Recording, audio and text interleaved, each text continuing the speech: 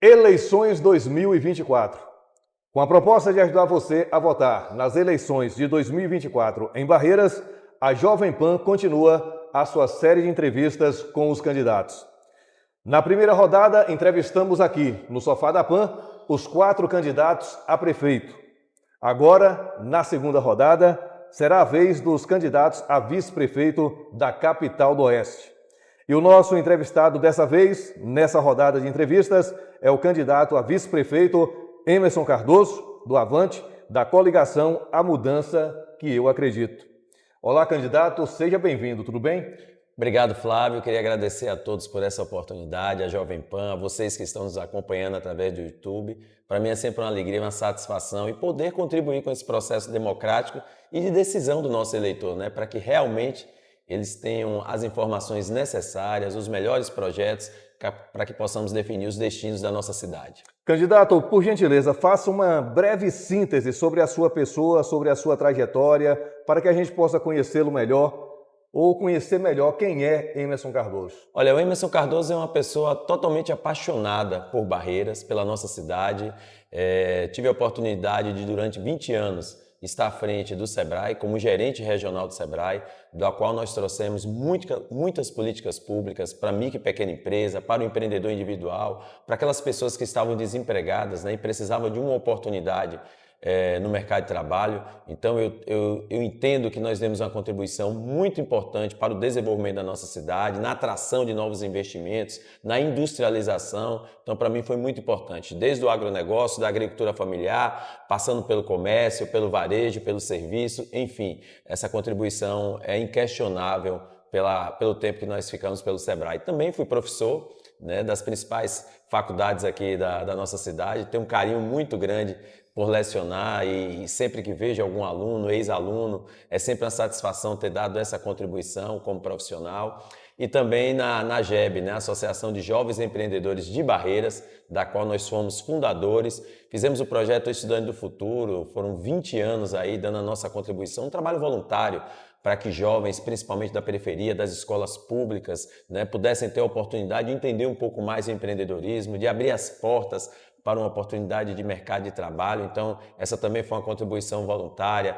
Participamos da Comissão Voluntária da Paz, né, da qual várias entidades prestou serviço voluntariamente para a melhoria da nossa sociedade. Aqui destaco também a Rede de Gestão Compartilhada, que foi algo que nós trabalhamos ainda enquanto SEBRAE, mas tivemos a oportunidade de discutir a região como um todo e não só isoladamente enquanto Barreiras, e a discussão numa pauta de desenvolvimento, né? Não só de crescimento econômico, mas de desenvolvimento. E algumas defesas foram feitas naquela época, como, por exemplo, a Universidade Federal do Oeste da Bahia, da qual nós labutamos para poder trazer para cá, o Hospital do Oeste, que foi uma realidade, porque aquela rede de gestão também lutou. Depois veio a questão do presídio, do Corpo de Bombeiros, o anel viário, que foi uma luta aí já junto com a Comissão Voluntária da Paz, recentemente agora o aeroporto. Então são essas causas que o cidadão Emerson Cardoso se habilitou para poder estar na política e servir as pessoas, gostar de gente, sempre é algo que está dentro da minha característica pessoal. E como foi que Emerson Cardoso entrou na política e com que propósito? Propósito de ajudar as pessoas, propósito de fazer diferente e entender que as pessoas de bem precisam ocupar esses espaços.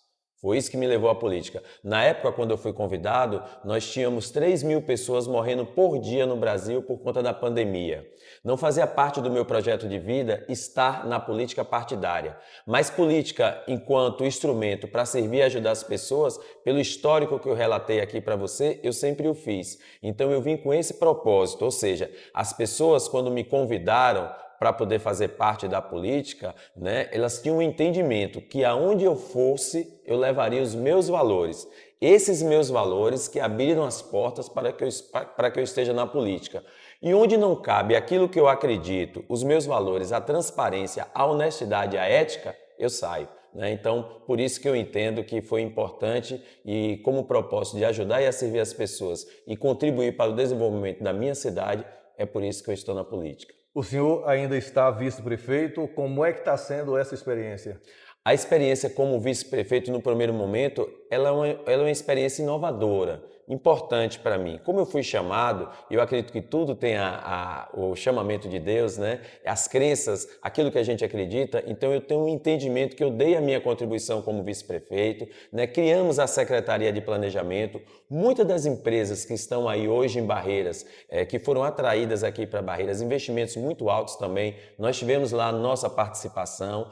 Trabalhamos também um processo cultural dentro da gestão para que planejamento não fosse apenas uma secretaria, mas que todas as demais secretarias, com os perfis dos secretários que lá estão, possam trabalhar planejamento como uma prática, mas eu entendo que eu tive muita dificuldade. Por quê? Porque a atual gestão, o atual gestor tem um modelo muito centralizador, muito diferente do meu, né? Eu sempre primo pelo diálogo, pela construção coletiva e, claro, utilizo técnicas da iniciativa privada para a gestão pública e talvez isso não tenha agradado tanto. Então, assim, eu diria que a Secretaria de Planejamento, que foi uma criação nossa, nós vendemos Barreiras para fora. Nós criamos um planejamento, Flávio, para Barreiras 2030.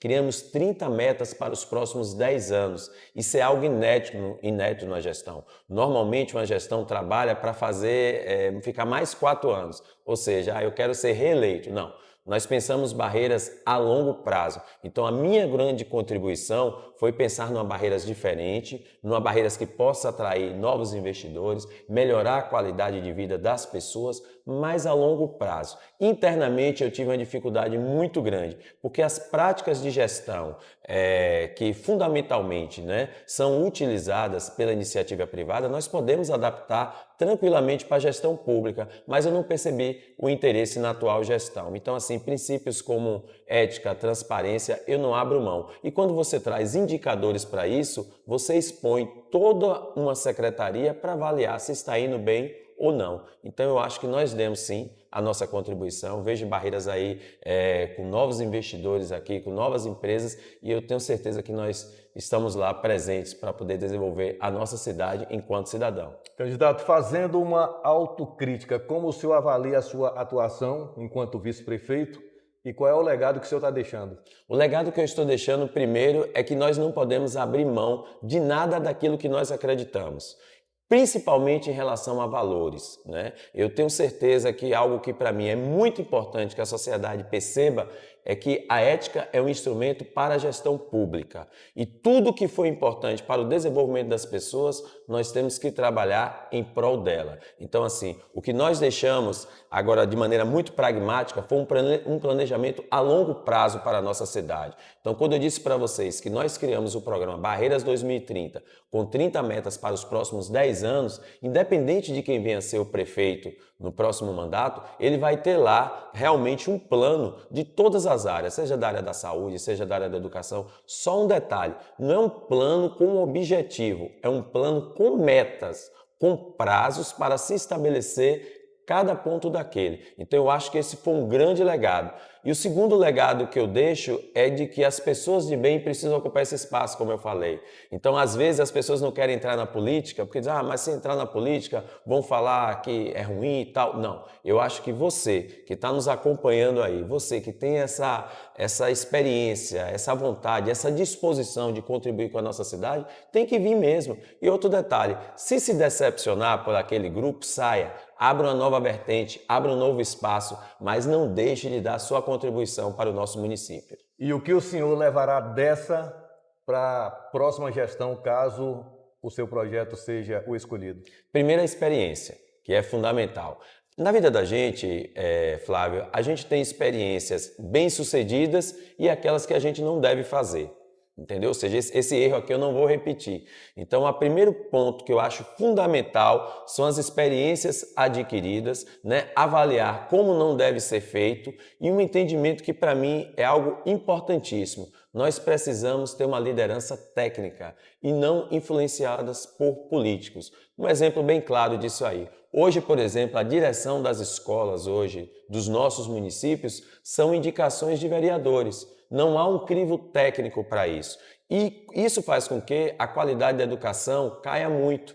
porque às vezes a pessoa não tem a experiência necessária, não foi, digamos assim, comprovado que essa pessoa tem o perfil necessário para dirigir essa escola e quem perde com isso é a comunidade com a qualidade de ensino. Isso é só um exemplo simples. Outro detalhe também que é muito importante a gente avaliar, né? Hoje, um grande mal que a gestão pública tem e que faz muito mal para o desenvolvimento futuro, na minha opinião, são dois fatores. É nós termos um gestor despreparado e um gestor corrupto. Isso faz um mal muito grande para a sociedade. É isso que, inclusive, prejudica para que as pessoas em situação de vulnerabilidade social, as pessoas que mais precisam, tenham acesso a uma política pública de qualidade e possam ter a qualidade de vida. Então é muito importante que nessas eleições o eleitor fique muito atento a dois perfis que prejudicam demais a nossa sociedade, né, na gestão pública, que é o gestor corrupto e o gestor despreparado. E a minha grande preocupação é que eu estou vendo na atual discussão democrática hoje que o despreparado e o corrupto eles estão andando juntos. Então vamos ficar atentos para que nós não possamos errar. Vamos nos voltar aqui para a tela, candidato, porque temos participação de ouvinte aqui na Jovem Pan. Vamos ouvir a pergunta dela. Sou Emanuela Lopes, motorista de aplicativo. Gostaria de saber a sua opinião sobre o Zona Azul. Obrigado, minha querida. Emanuela, né? Obrigado, Emanuela, pela participação. Lopes. Olha só. Emanuela Lopes. A Zona Azul ela é muito importante para que nós possamos organizar o trânsito.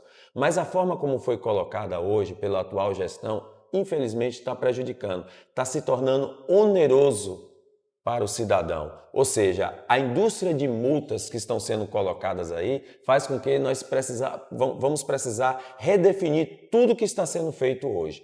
Andei, caminhei no comércio e digo para vocês, a maioria dos comerciantes hoje não gostam da Zona Azul. Por quê? Porque ele não conseguiu organizar o trânsito como gostaria. Muito pelo contrário, as pessoas se sentem penalizadas. Então hoje existe uma indústria de multa muito grande que não é nem bom para o município. Então o que é que nós precisamos fazer? Nós vamos sentar, avaliar o que está sendo feito aí com a Zona Azul, vamos discutir de maneira muito democrática com a sociedade e também com os comerciantes, afinal de contas fica ali na porta deles, para a gente avaliar qual o destino que nós vamos dar para a Zona Azul. Ele deve servir para organizar, com preços muito mais acessíveis, ampliar o tempo de espera sem essa indústria de multa. Precisa de orientação, precisa de totens inteligentes. E o que eu vejo hoje são, digamos, os funcionários da Zona Azul, eles vêm para cá, conversam com a gente e pedem para poder bater metas. Não sei se você já viu isso, Flávio. Eu preciso bater minha meta, compra mais um pouquinho aqui de Zona Azul, compra.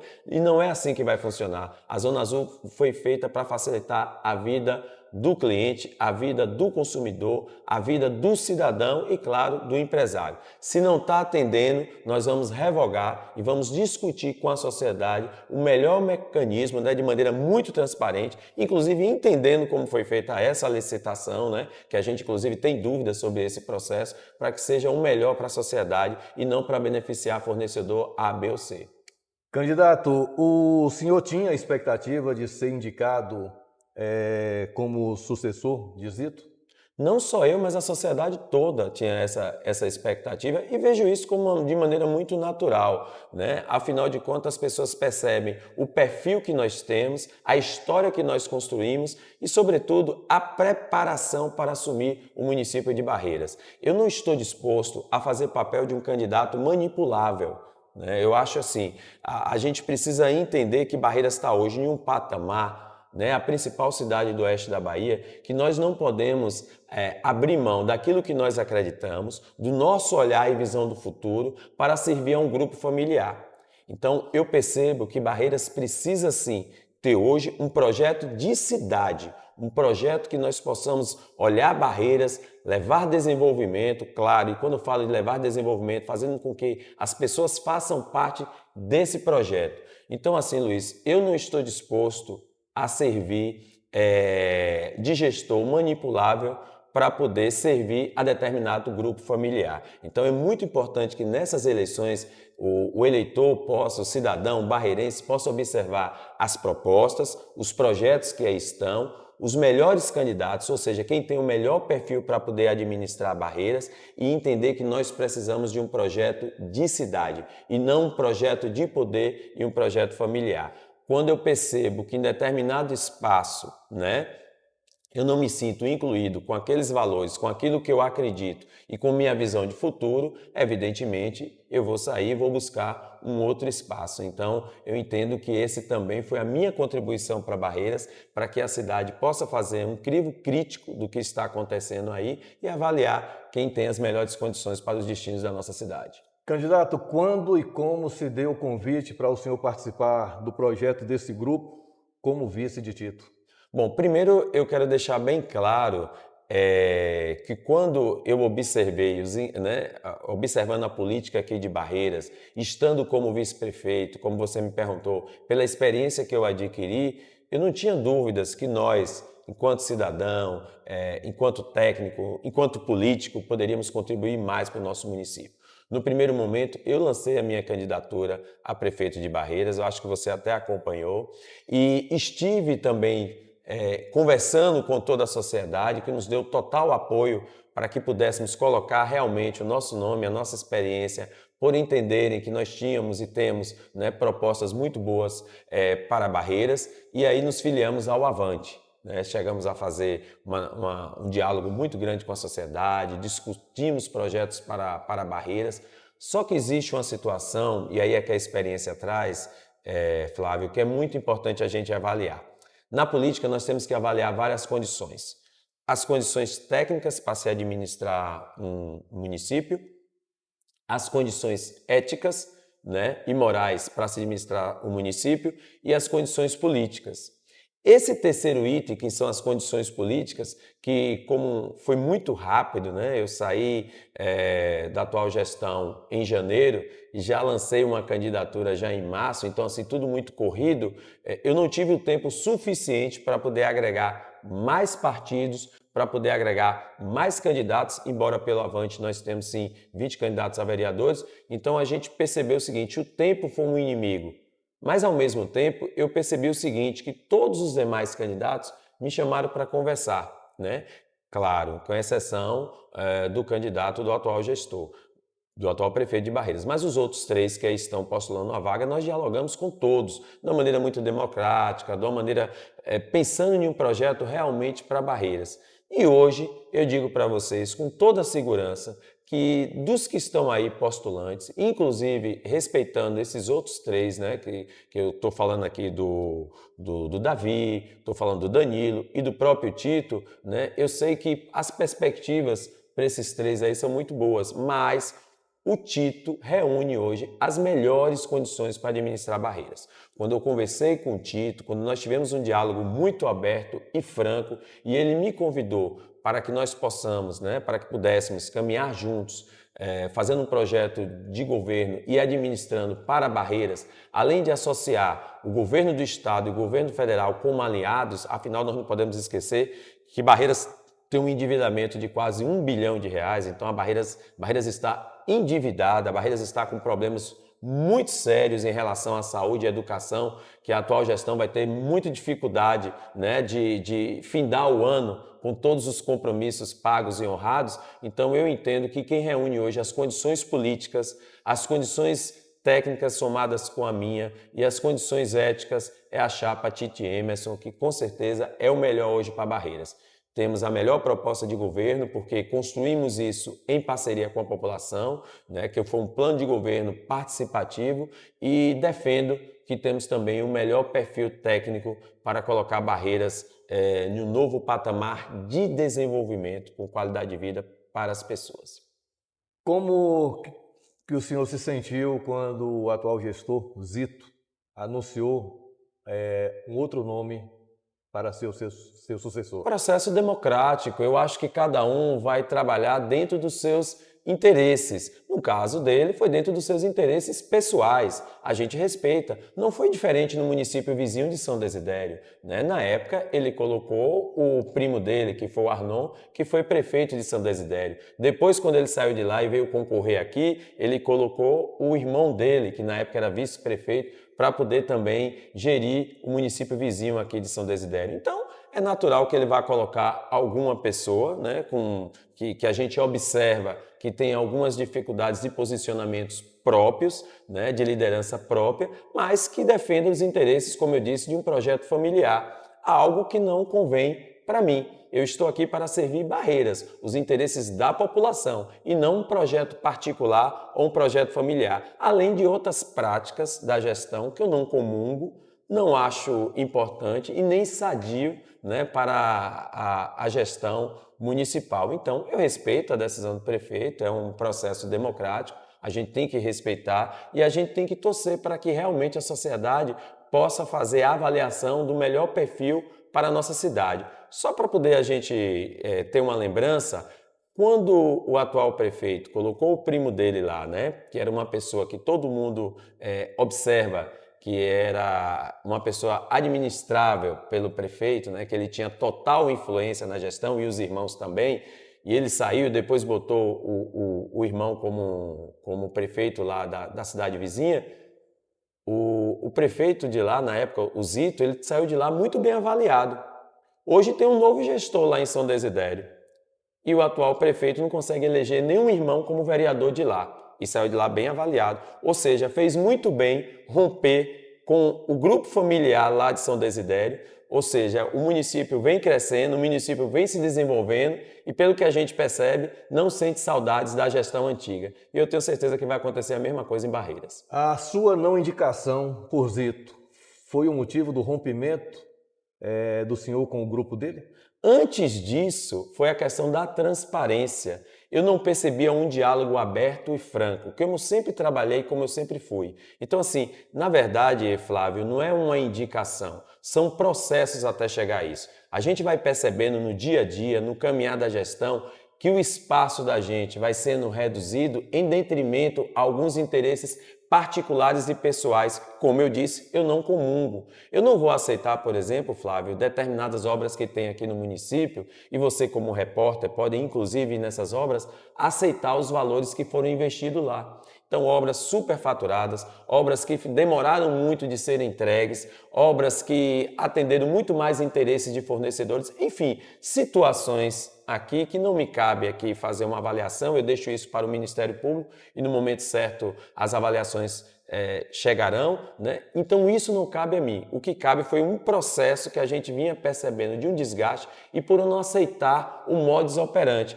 Algo que você só vai percebendo no momento que você está lá dentro da administração. Quando eu percebi que esse modelo não me cabia, eu deixei muito claro isso. Então, ele não iria me indicar nunca para ser o gestor dele. Então, assim, não estou disposto a fazer papel de alguém manipulável. Estou disposto, sim, a atender os interesses da nossa população.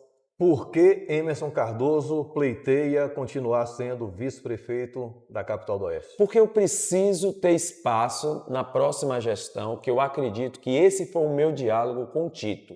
Por entender que as pessoas estão pedindo, houve esse clamor, me pedindo, Emerson, coloque seu nome novamente à disposição de Barreiras, venha com o Tito, venha com o governo do estado, com o governo federal, faça essa aliança que você vai ter o espaço necessário para colocar suas ideias, seus projetos em movimento na cidade. Como eu disse, quando eu tive esse espaço na atual gestão, nós trabalhamos e trabalhamos muito. Fizemos entregas muito importantes aqui para a cidade, que infelizmente o tempo aqui não cabe para a gente pontuar. Mas eu entendo que eu poderia entregar muito mais. Então, esse espaço agora, esse diálogo franco que eu estou tendo com o Tito, né, algo absolutamente participativo, eu vejo nele os interesses coletivos acima dos interesses individuais. Vamos sim trabalhar por criar uma secretaria absolutamente técnica. Vamos gerar empregos para os moradores de Barreiras. Não vamos precisar trazer grupos familiares, enfim, para poder gerir o município de Barreiras. Então, dá essa oportunidade, em parceria com os institutos que nós temos aqui, com as universidades, com a gestão coletiva e participativa da sociedade, é o que me alimenta a fazer muito mais para Barreiras. Eu tenho dito o seguinte, Flávio, muitas coisas foram realizadas nos últimos 8 anos, principalmente principalmente em relação ao asfalto e infraestrutura. Isso a gente reconhece. Foram feitas muitas unidades de saúde, faltou colocar os médicos e os remédios, falta até de pirona. Foram levantadas escolas aqui, a Mirandolina, mesmo uma escola belíssima, da qual a gente agradece aqui o governo Saulo, que foram os recursos dos precatórios, quase 200 milhões, que entrou nessa atual gestão só para investir na educação. Mas Barreiras tem um dos piores índices de qualidade de ensino da Bahia, dos maiores municípios da Bahia. Então, a gente precisa rever isso, a gente precisa levar qualidade, a gente precisa ampliar a assistência social e a gente precisa dar condições para que os nossos empresários e empresas locais forneçam para o município. Então, eu acho que a gente tem um leque de oportunidades muito grandes para fazer ainda muito mais para Barreiras. Imagine se nesses últimos 8 anos nós tivéssemos um diálogo, uma parceria concreta com o governo do estado e com o governo federal, quantas coisas nós não teríamos feito em Barreiras. Vamos nos voltar novamente aqui para a tela, candidato, porque temos mais uma participação. Me chamo Wellington dos Santos. Eu gostaria de saber qual a sua opinião sobre a saúde pública em Barreiras. Wellington dos Santos. Wellington, obrigado pela sua participação. A saúde, todo mundo já sabe, né? Eu acho que a gente não precisa aqui maquiar ou ir para um programa de televisão mentir. É real isso. Só precisa a gente ir na unidade básica de saúde, só precisa a gente ir na UPA e perceber que realmente está um caos. Eu digo isso porque muitas pessoas me procuram para dizer: Emerson, eu estou há 6 meses, eu estou há 2 anos aguardando um exame. Às vezes um simples hemograma tem-se a dificuldade, Flávio, de se fazer na atual gestão. Nós estivemos em carreata com o ministro da Casa Civil, Rui Costa, que hoje é o gestor do PAC, que é o Programa de Aceleração do Crescimento, principal gestor de desenvolvimento. E quando nós passamos em frente à UPA, na Santa Luzia, em Barreiras, eu vi algo que eu nunca tinha visto. As pessoas saíram da UPA para nos aplaudir e, ao mesmo tempo, dar um aceno, como se dissesse assim: olhem por nós, olhem pela nossa saúde. Ou seja, Barreiras quer uma cidade para as pessoas, quer uma cidade que cuide da nossa gente. Então a saúde é um problema muito sério. O que é que nós vamos fazer? Nós vamos trazer 2 UPAs aqui para Barreiras, já está no nosso projeto de governo e já discutimos dentro do programa Barreiras Maior, né, junto com o ministro da Casa Civil e com o governador do estado, a vinda dessas 2 UPAs em locais estratégicos, um na região ali da Boa Sorte, loteamento de São Paulo, e outro ali na região da Vila dos Funcionários, que nós entendemos que é importante. Nós vamos colocar os médicos na unidade de saúde, as equipes completas, vamos estender também os agentes comunitários de saúde para fazer um trabalho preventivo que é fundamental. O Emily Raquel vai virar um atendimento pediátrico 24 horas para o tratamento das nossas crianças. Vamos implantar o hospital universitário. Por que o hospital universitário? Só para as pessoas entenderem. Barreiras não está com 94% de endividamento e a gente tem que dizer como nós vamos fazer isso.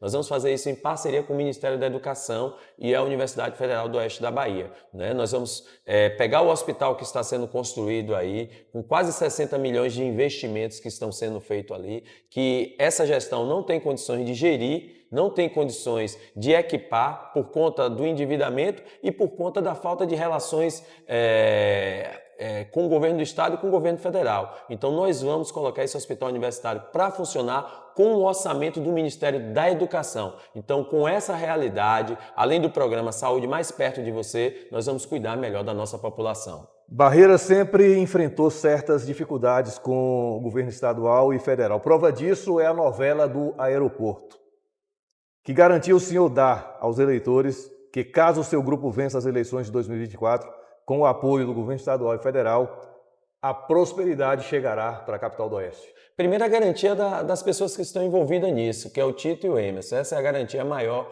que eu dou. Eu não viria para a política para não fazer outra coisa, senão gestão e melhorar a vida das pessoas. Esse é meu propósito, como você me perguntou. E digo mais, a questão quando você disse aí do aeroporto, como é que eu estou prefeito de um município durante 8 anos e eu nunca fui conversar com o governo do estado ou o governo federal sobre o aeroporto? Que falta de diálogo é esse? Onde é que os interesses particulares estão acima dos interesses coletivos? Então eu jamais, como prefeito de um município, jamais ficaria 8 anos sem fazer uma interlocução para poder acelerar as obras do aeroporto. Eu acho que faltou sim o protagonismo local e entendendo também o seguinte, Flávio, quando a pessoa se elege prefeito de Barreiras, ele não é só prefeito de Barreiras, ele é o principal político da região oeste da Bahia. E o que eu percebi nas últimas eleições para governador e para deputado foi a total omissão dessa gestão nesse entendimento. Tanto é que colocou a esposa dele como candidata a deputado federal, o irmão como deputado estadual, com tantos outros nomes que nós poderíamos aqui para desenvolver. Então, assim, a parceria com o governo do estado e com o governo federal, por nós entendermos de gestão, termos metas muito bem definidas e essa articulação muito próxima, a experiência de Tito como ex-deputado federal, 4 vezes vereador, 2 vezes presidente da Câmara e a nossa experiência enquanto Sebrae e gestor público, eu tenho certeza que nós temos condições de fazer muito mais por Barreiras. Candidato, suas considerações finais para o público que nos assiste. Muito obrigado a todos vocês por esse entendimento. Eu não tenho dúvidas que o plano Barreiras Maior, que é esse projeto do Tito e Emerson, vai contemplar a nossa cidade com um futuro bem melhor para nossas crianças, para os nossos jovens, para os nossos adultos. Nós trabalhamos com muito afinco para trazer para Barreiras realmente o desenvolvimento que nós merecemos. E o desenvolvimento não só estrutural, mas na qualidade de vida, olhando para aquelas pessoas que mais precisam. Vamos investir na saúde, melhorar a nossa saúde, a educação, a assistência social. Vamos atrair novos investidores para aqui para Barreiras, para a geração de empregos, o esporte, o folclore, enfim, a nossa cultura também será valorizada com os nossos artistas locais. Vamos desenvolver Barreiras para os barreirenses. Acompanhe nossos projetos, nós temos um plano de governo muito atuante, com Barreiras muito maior, porque nós temos o entendimento que Barreiras pode mais, junto com Tito e Emerson. A mão amiga do governo do estado e do governo federal, e sobretudo com a sua confiança e a sua participação, temos um governo participativo, vamos sim entregar uma Barreiras muito melhor para a nossa sociedade. Barreiras pode mais. Muito obrigado, candidato. A você também, muito obrigado. Continue nos seguindo e até a próxima entrevista.